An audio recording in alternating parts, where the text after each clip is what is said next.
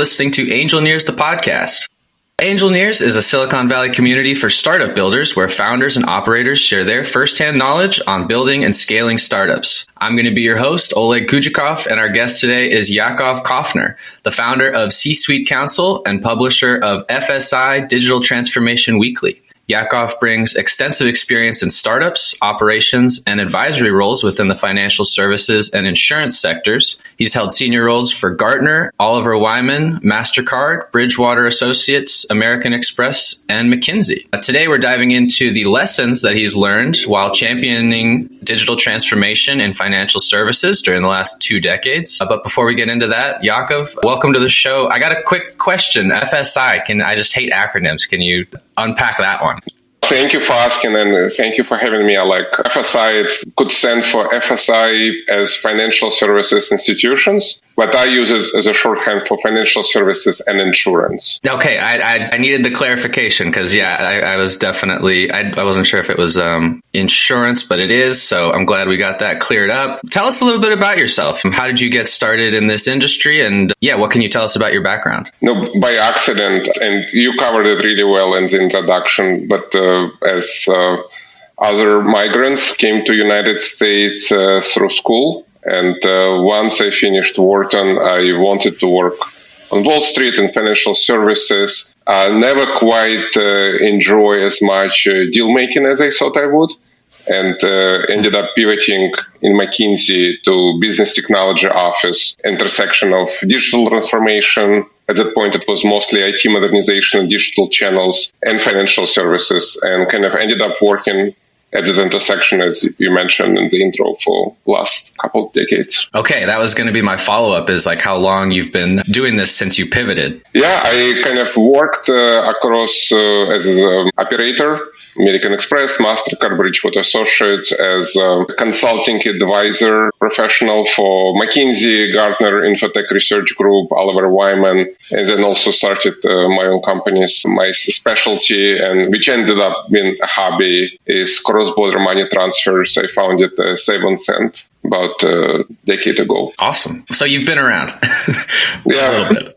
Yeah, perfect. Well, then you've got some things to say. So we've got questions for that. You've written about this topic too, about misconceptions surrounding digital transformation in FSI. In your opinion, what's the most overused or misunderstood buzzword in financial services? I think digital transformation itself. Many financial services insurance companies, such as Bank of America and others, are commonly describing digital transformation as either IT modernization and or expansion of digital channels. Very rarely we hear from somebody describing it as transformation of operating model, which is what it's meant to be, to accelerate digital value capture, integrating new capabilities, all with the goal of making more money. Can you just unpack that a little bit deeper? What exactly is the difference there? Like, what is the true definition of digital transformation to you, someone who, this is what you do? It's a transforming operating model, how company governs, makes decisions, communicates across teams and people, to make better use of digital capabilities in order to accelerate revenue growth or profitability growth,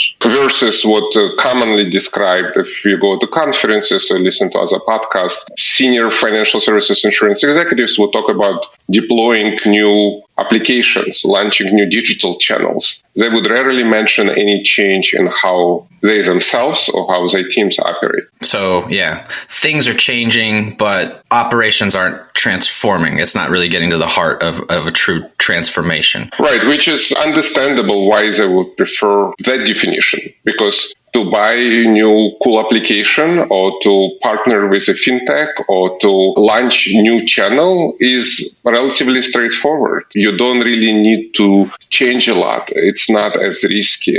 Transforming how a company operates, how teams interact with each other, moving more autonomy from executive C-suite into the front lines, that's difficult because everybody suddenly needs to learn how to work in a new way. It also creates a real risk that new types of miscommunications, misunderstandings could jeopardize a relatively stable business model. Yeah, that makes a lot of sense. Like when you're transforming, you're actually changing. And when you're actually changing, things actually got to change versus going through the motions of changing. Exactly. So in one of your articles, you've said, before embracing digital transformation, stop the stupid stuff first. It sounds like maybe something I might say. Can you unpack what you meant by that? Right. And first of all, we often remind companies that you really don't have to go through digital transformation. Many consulting, advisor, vendor firms would like for you to do it because that's how they make money. But in reality, if your C-suite and the board members are happy with the current trajectory of revenue and profitability growth, then why switch from evolution to revolution? But if you do decide to pursue digital transformation, make sure that some of the more basic, trivial inefficiencies are taken care of.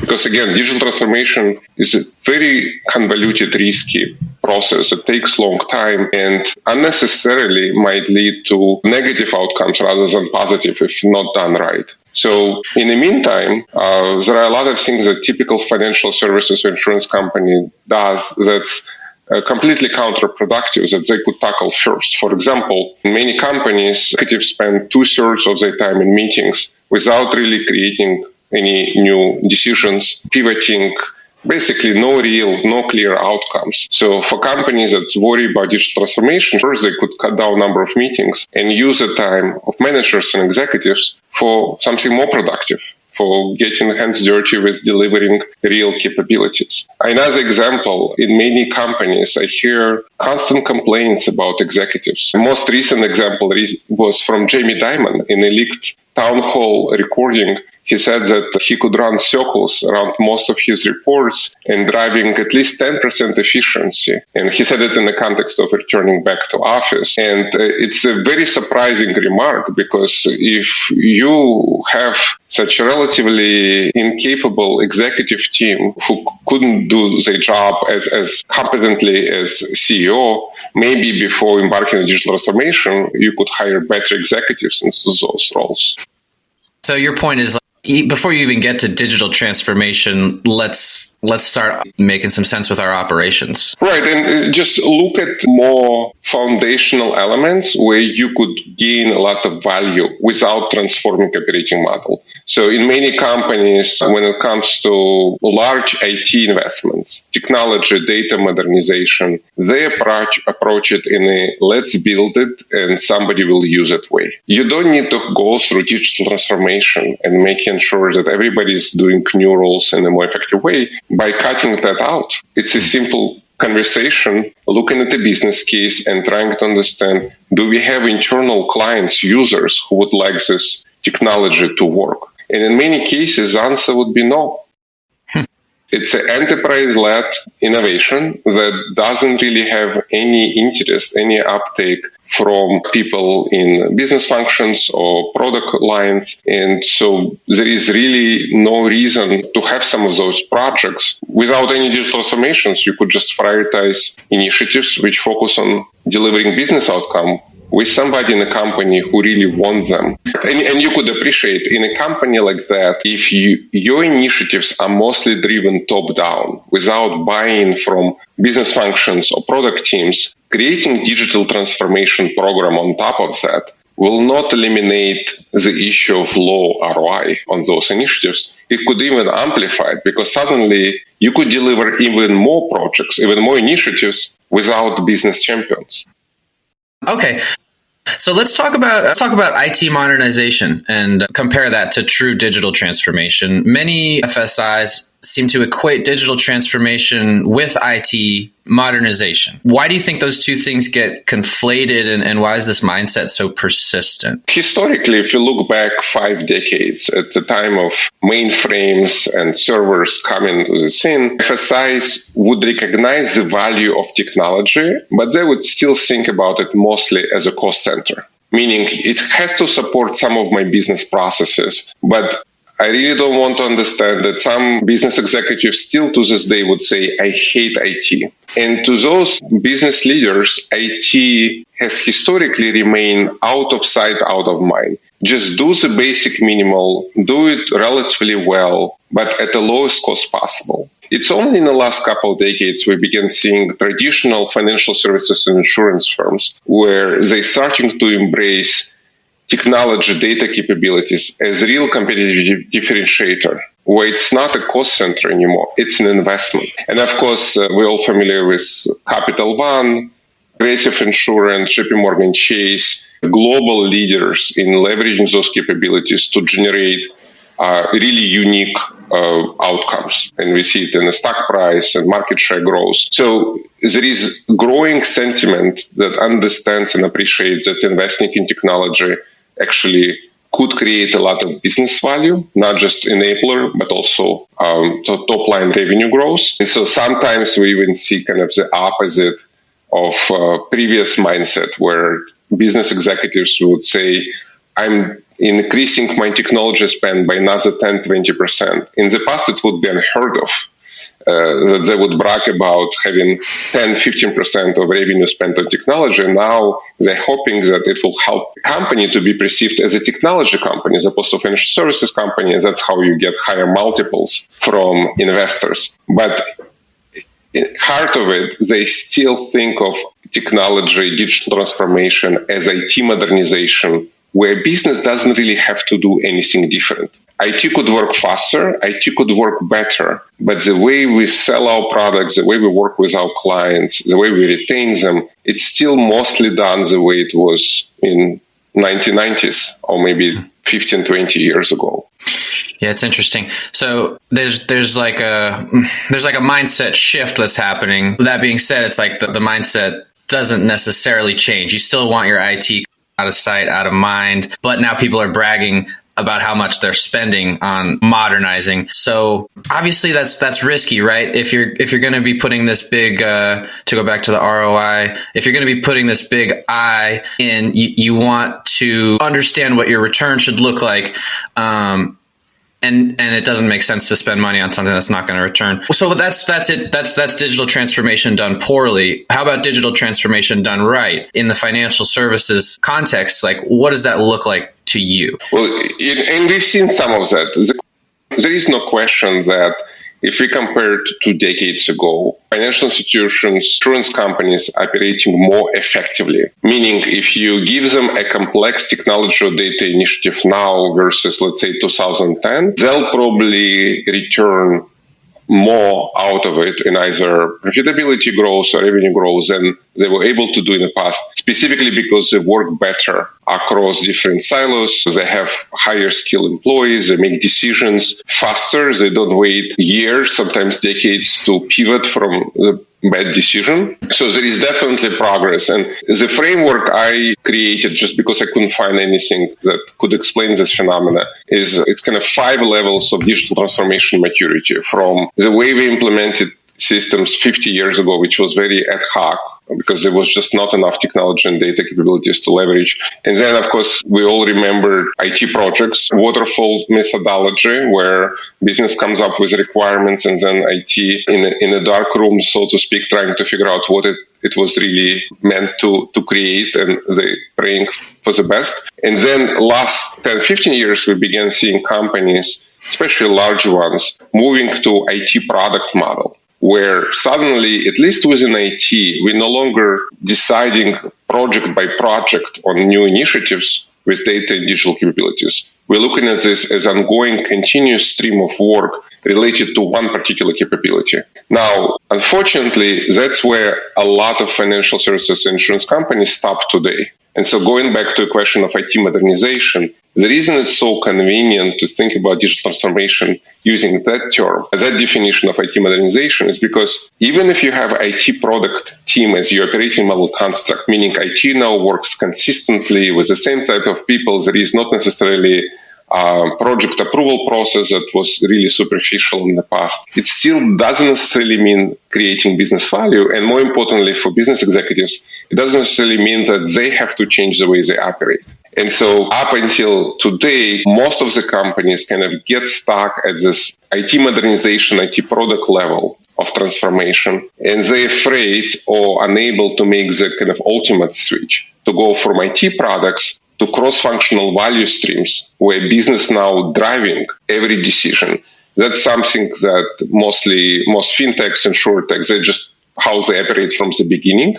But for financial services insurance companies to get there, they actually have to learn that pain, or what it means for business owner to be there in a room, so to speak, with the team and driving those decisions. And so we only see few examples like that, answering in a long way your question about where we see success stories. It's again, let's say Capital One credit card union, Progressive Insurance, Auto Insurance Division, JP Morgan Chase, Retail Bank. So it's specific units within large companies, which are now starting, or even at least half of the teams in those groups operate in this new kind of cross-functional value stream or business product teams way, while the rest of industry is still trying to learn how to get there. That was a great long answer. I feel like I should listen to it a few times before I try and respond. I think my takeaway was, the people doing it right have decisions being driven. Did you say customers? Was it driven by customers? It's driven by end users, depending on where you could find value for digital transformation. So the first question is always, why do we need to have digital transformation? And it cannot be because consultants tell us, advisors, even board members. We need, as a company, executives decide where we're missing out, where we're leaving money on the table. And so once you make the decision, then you say, well, can I get there without digital transformation? That's what we discussed before. Stop doing stupid things first. But let's say you don't do anything stupid anymore, at least on large scale. So now you really have to move through those transformational stages, ad hoc, to IT projects, to IT product, to value streams. And then eventually, if you have time, we could talk about KPI-centric operating model stage. But as you go through those stages, you always try to figure out, how does it make me more money? As opposed to, I'll do it, I'll start launching more digital products more effectively, and hopefully it will make me money just by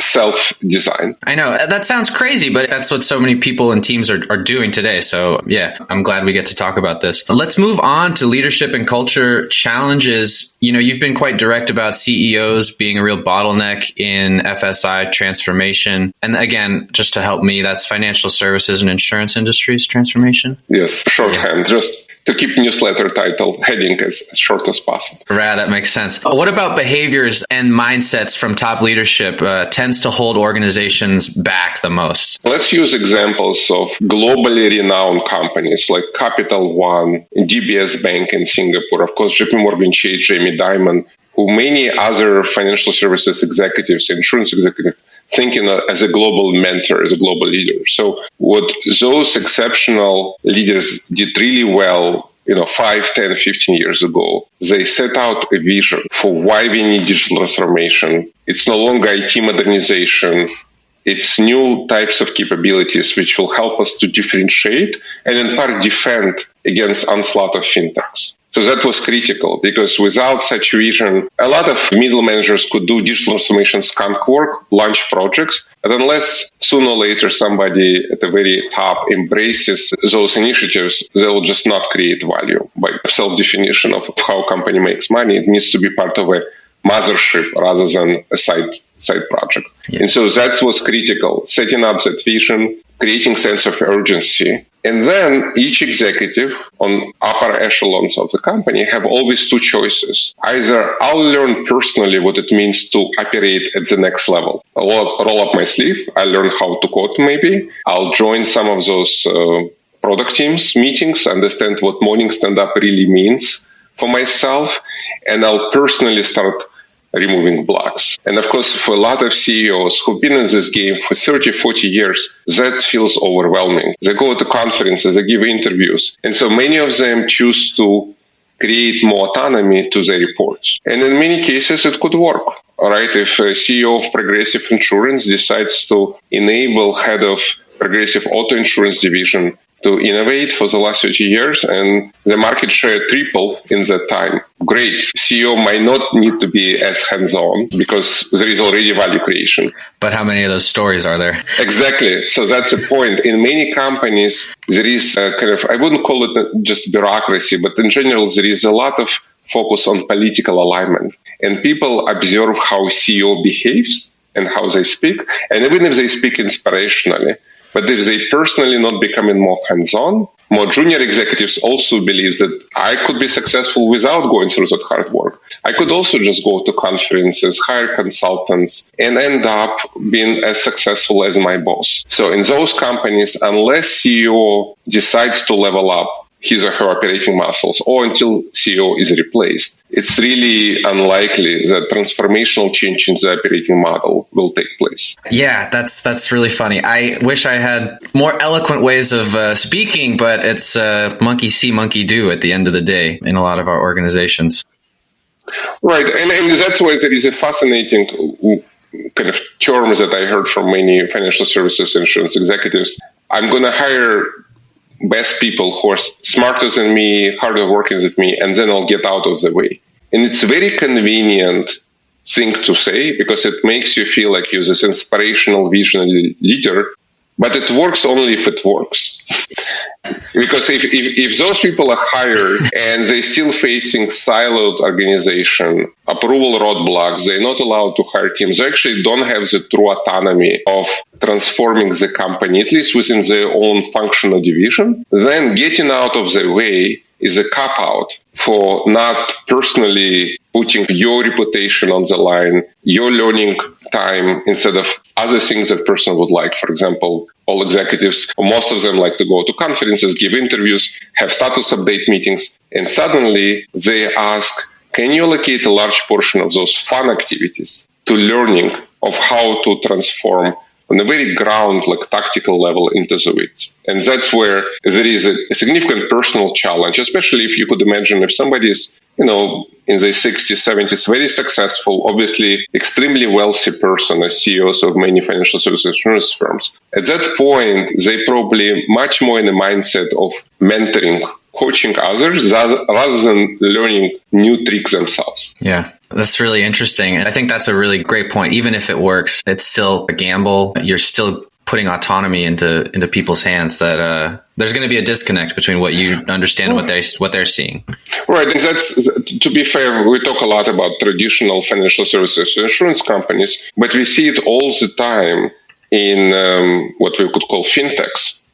So what is a regional fintech that everybody knows in the world? PayPal. That's where PayPal Mafia comes from, of course. Peter Thiel and Musk, Reid Hoffman, and countless others, including Max Levchin, a firm founder. And yet, once that initial slate of players left, PayPal became much more bureaucratic, and especially in the last decade, they really struggled to transform themselves and integrate numerous acquisitions under the previous CEO. And so they hired new CEO from Intuit, and he's now struggling to transform the company. Of course, the popular example in the news lately was CEO of Block, also very talented, the same person who founded Twitter. And of course, with all of those people, we hear this idea of founder mode. Can a founder who started the company and get back to the roots, get back to the basics? We heard it in case of Starbucks, where he came back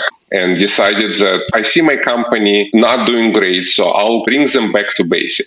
I'll teach them how to innovate, how to remember what we were known for, and it worked. In digital natives companies, this success story of Howard Schultz in Starbucks hasn't really worked so far. And we see it in the most kind of popular example is with Airbnb, where founder decided that he will be in this new founder mode, trying to micromanage, trying to transform the company, and it really hasn't resulted in much of success so far. The stock has been flat since he did it in 2020. And then if you look at Jack Dorsey, founder of course Twitter and Block, when he returned kind of to more micromanagement of Block, Square and Cash App in 2023, since then, again, company is struggling. Cash App used to be a high growth fintech, and in the latest quarter, they only grew 13%. So they're kind of approaching growth rates of traditional financial services companies. So it's not enough for CEO to hire smart people. It's also not enough for CEO to just keep doing what they do it in the past. They need to level up. And if it's true for people like Brian Chesky and Jack Dorsey, who are legendary founders and executives, you could imagine that for CEOs of traditional financial services insurance companies, it's even more imperative if they want to accelerate revenue and profitability grows, at some point realize that the best way to do it is for me personally to roll up my sleeves and to learn new tricks. And if I'm not willing to do it, then maybe it's time to retire and replace me with somebody who is willing to go on that difficult climb. Yeah.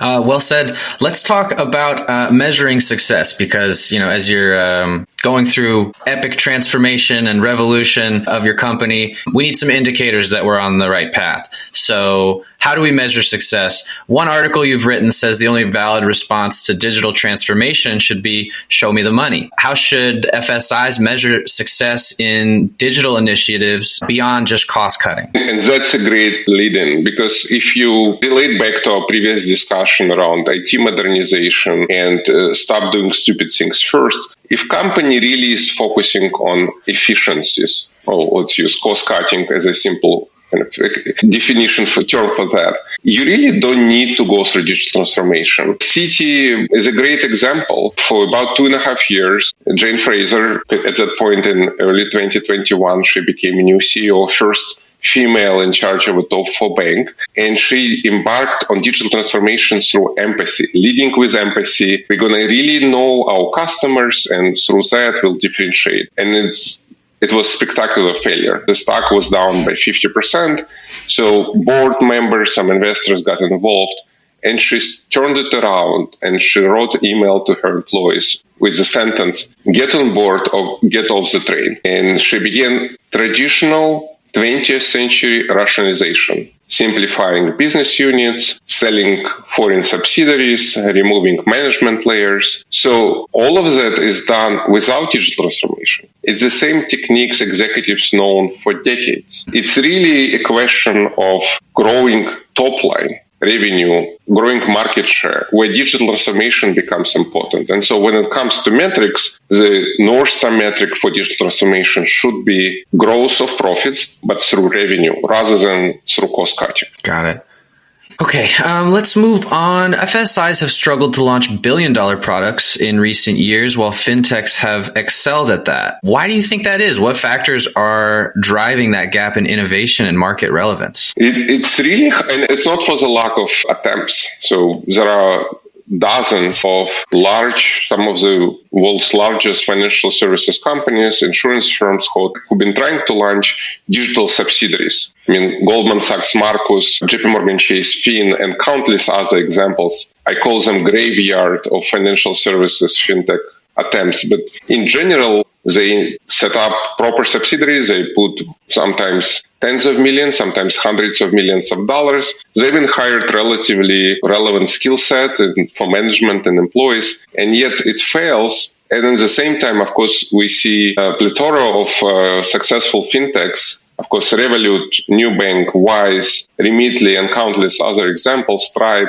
and we could go on and on, who created tens of billions of dollars, or at least billions of dollars of value during the same time. So the question you're asking is, what is different? Why is it so difficult? And there are typically 3 answers. So the first reason is when they set it up, they still do it in a traditional way, where fintechs approach everything in a constrained environment that they really have to show milestones, deliverables to venture capitalist investors to really make sure that they get next round of funding. They cannot just cruise for 12, 18 months hoping that somebody will buy the solution. Large companies would open top subsidiary, hire 100 people, invest $100 million, bring consultants, buy fully completed solutions, hoping then that somebody will purchase it. Yeah, it's funny that the resources are almost a constraint there. You don't start a project with any real sense of urgency because you've got this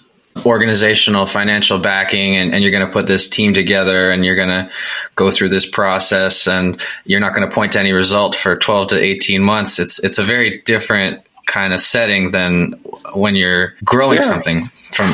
Well, there is this famous phrase, necessity is the mother of invention. And of course, Yakov 150 years ago said that brevity is the sister of talent. So it's always constraints that make you think outside of the box, that create sense of urgency versus like a recent example, HSBC decided to compete with Wise and Remitly, so they launched subsidiary called Zinc. They took 2 years to launch it. And then once they launch it, what would the typical fintech do when they launch new products? They would focus on particular subsegment in one country. What would a large company do? They would try to cover everybody, multiple countries, multiple products, multiple customer segments. And of course, the chances of you finding that critical product market fit with positive unit economics becomes much smaller as a result. Because let's remember, most of fintechs also fail. So even if you're super agile, it's hard to figure out how to make money in a scalable, ongoing fashion.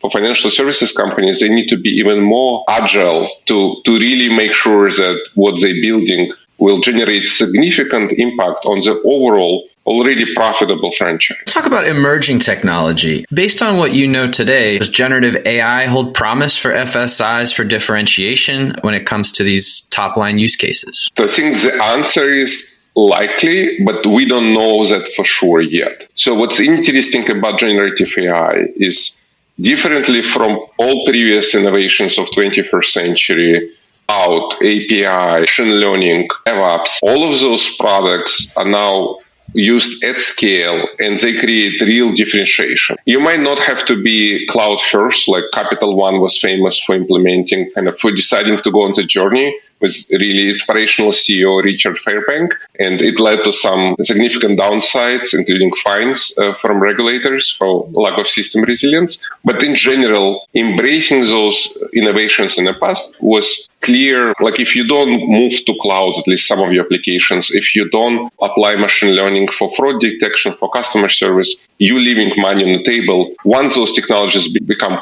proven enough. With generative AI, which is a next version of machine learning, but with a lot of new attributes, which I think most of our audience would know already, so we don't have to explain the difference. But with generative AI, because it's generative by design, it almost requires different types of use cases and different types of operating model. So, for example, in contact centers, you probably using a lot of chatbots for various applications. And so far, I haven't noticed much difference. I don't know if you have. But when I interact with chatbots today versus 2 years ago, anytime I would have a difficult question, it would immediately become like a glorified FAQ, or I would be asked to speak with a human engine. So the promise is there, but that depends on how much the technology progresses, so it could really replace human interaction.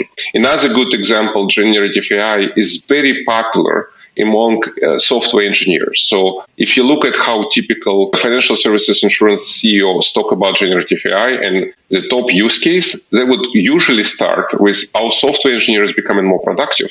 Well, that's great if you're very effective fintech, where every time software engineer deploys new line of code, they have enough business mindset to understand how this will make us money. In a large company where already half of your products don't generate any money, like just on a side note, BBVA recently, last year, cut 40% of its products, 40, and it had no meaningful impact on the revenue.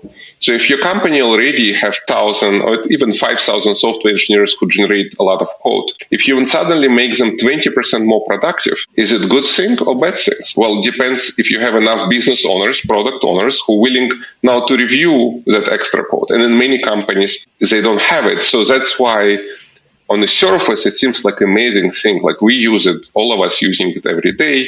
It sounds great. It makes our lives easier in many aspects, but it's only as good as how you could monetize it. And that's the thing where many companies are still struggling. And so a lot of times when we hear that company makes money from generative AI, we see great positive ROI. If you really start asking them follow-up questions, you will either realize that what they really mean by generative AI is actually good old machine learning technology, which has been around for more than a decade, or they really don't have ROI at scale. They just had one successful pilot with some interesting assumptions, but they don't really know if it's going to work for the whole company. Yeah, you really know how to answer a question and take me on a journey, because I feel like I have so much to respond to. But the key thing is you're just building on top of what you said in the beginning of this interview, which is don't do stupid things first. Like, it really doesn't improve things if we make our engineers more efficient if those engineers aren't driving towards value, right? Again, yeah. And it's a human, sorry for interrupting, but it's a human desire in all of our decisions. Imagine,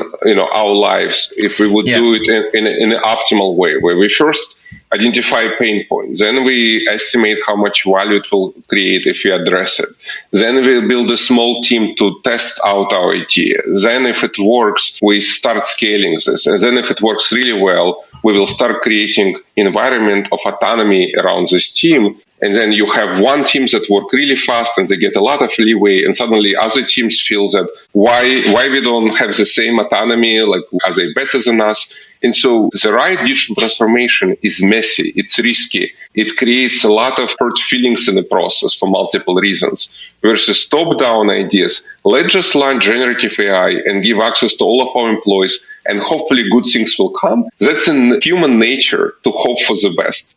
Unfortunately, it usually doesn't work. Yeah, the world has a way of not giving us the best all the time. So it's difficult to be human, but let's do better. Where should FSIs realistically focus their AI investments in the next 2 to 3 years to avoid what we're talking about, just chasing hype, going through the motions to appear like you're innovating? Where should they be focusing their investments to actually drive real business value? So the key is focus. Right, and that's why when somebody asks Bill Gates, Oprah, and others, like famous, successful people, like, what do you think is different about you? Is it brain, tenacity? And usual response, no, I think I could focus much better.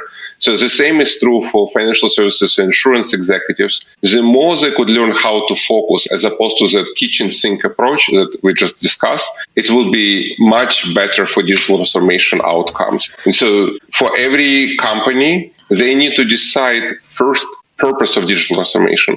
Am I doing this mostly for PR reasons? Am I doing it to cut costs? Or do I really feel like if I don't do it, I might lose business, I might lose a lot of customers, or I have ambition enough and I'm willing to work much harder, including personally, to capture new market share, to muscle out our competitors. And digital capabilities is the only way to do it. So that should be the first starting point. And then once you organize it, that's when you would know where should I invest money in my focus prioritized initiatives. And for every company, it will be very different. If you're a wealth manager where clients still prefer human interaction and going to Formula One race and to a nice restaurant to discuss the portfolio, and they don't want self-service, digital transformation there is probably sufficient to enable advisors to do better job to be more productive rather than trying to get clients to be more digitally savvy.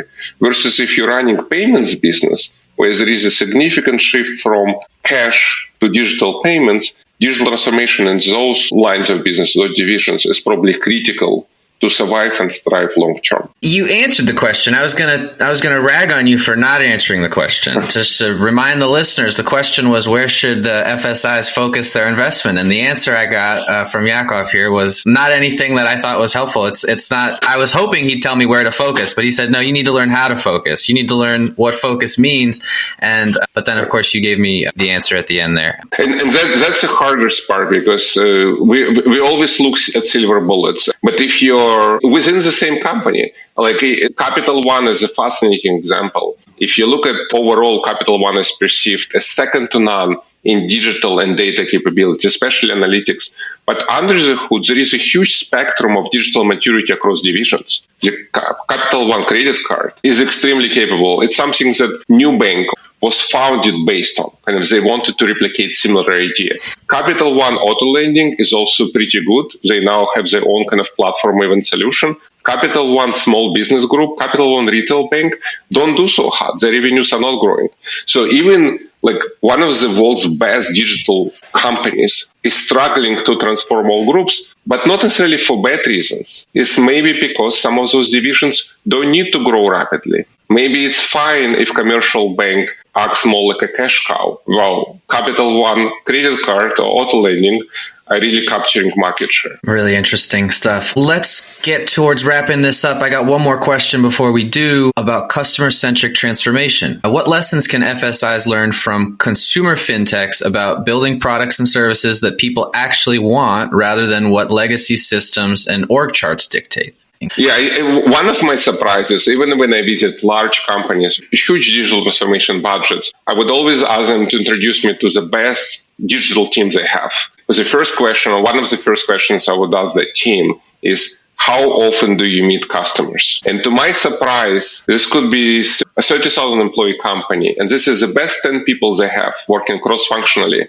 And the answer is, we don't. And then I would ask executives, have you met clients? And the answer is no. And so, of course, you could imagine in any fintech, they talk to customers all the time. Founders, CEOs of fintechs would routinely join call center teams to respond to customer questions. They want to be intimately involved with customers because they appreciate that only by solving customer pain points and wowing them, that's how we could generate quality. That's how we could reduce our cost of customer acquisition. That's how we could also pivot if our customers are displeased with what we do. And so customer centricity sounds so simple. Most of FSIs would say we are customer centric, but when you start asking them, what do you know about your customers that you think fintech or another large FSI trying to go after your customers does not know? They usually wouldn't have the answer. Yeah. No, it's of a piece with what we've been talking about. It's like, it's easier to say that you're going through a change than to go through a change. And it's much easier to talk about how you're user centric than to actually book a meeting with your customer, learn their name, look at them in the eyes and actually understand their pain. All right. Well, this has been really great. Let's wrap this up with one piece of advice to an FSI CEO listening to this podcast. If you could give them one brutally honest piece of advice about digital transformation, what would that be? So first of all, decide if you even need digital transformation. And if you do, you have really two choices. The best option is for you personally to decide to level up your own operating muscles, to learn what it means to go from IT projects to IT product to value streams and ultimately to KPI-centric operating model. Or another alternative is to hire strong people who know what good looks like at the next level of digital transformation and remove roadblocks that could get in the way. Great answer. It's succinct. What did you say earlier? Brevity was the cousin of? Chekhov. Brevity is a sister of talent. Yeah. Well, I've got a lot of listening to do because you've really done a great job sharing today. So, yeah, Yakov, thank you. How can listeners learn more from you or about you? What's something you'd like the listeners to do? Alex, thank you for having me and thank you for great questions and kind of learning with me on this journey as everything is evolving. I write a weekly newsletter, FSI Digital Transformation Weekly. You could find me posting content on LinkedIn, on Twitter, now called X. And please reach out with any interesting stories or questions. Fantastic. All right, we're going to end it there. If you liked our show with Yakov, I don't see how you wouldn't have. Please subscribe wherever you listen to podcasts and leave us a rating. To learn more about our community, visit angelneers.com. Thanks to our chief engineer for production and editing. And thank you, Yakov, today for joining and best of luck on your journey. My pleasure. Thank you.